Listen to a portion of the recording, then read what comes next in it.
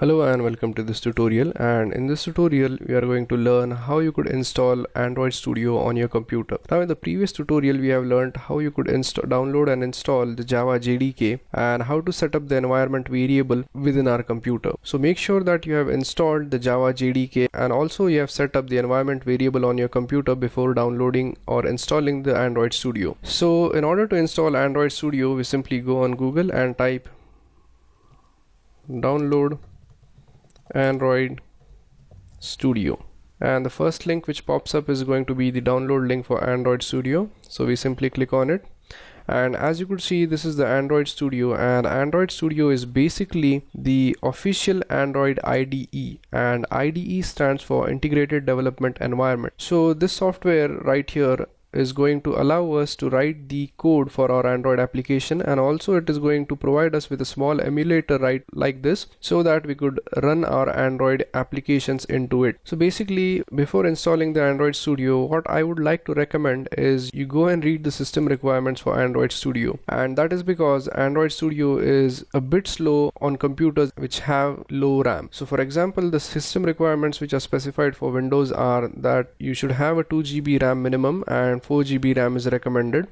So if you have a 4 GB RAM, you don't need to worry, but if you have a 2 GB RAM, it is not going to be sufficient to run Android applications, and that is because this Android Studio has an emulator built in which is going to allocate some memory to the emulator or to the virtual device. So it is going to create a virtual device for us so that we could run our Android applications, and it needs to allocate some memory separately to it. So you need at least 4 GB of RAM if you want to install the Android Studio. It works on 2 GB RAM, but the thing is that it takes a lot of time for the emulator to load up, and you'll have to wait a lot for the app to get running on the emulator. And also make sure that you have the 400 MB hard disk space, and the rest of the requirements are pretty much the same. So after reading the system requirements, you click on this download Android Studio button, and it is going to redirect you to this page.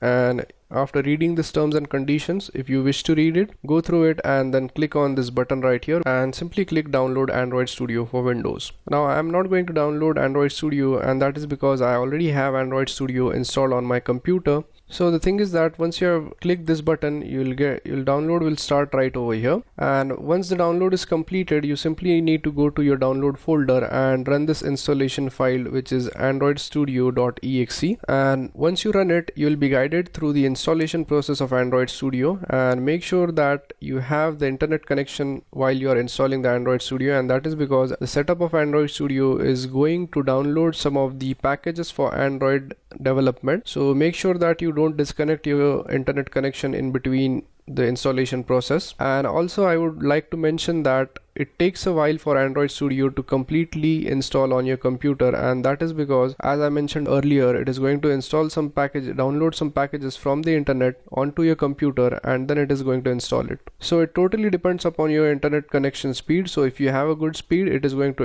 install a bit faster as compared to if you are having a slow internet connection. So once you have installed the Android Studio, we'll be able to develop our own Android apps. So in the next tutorial, we are going to create a basic simple Android application which is going to display some text onto our computer. So that's it for this tutorial, and thank you very much for watching this tutorial, and I'll see you guys in the next tutorial. Thank you.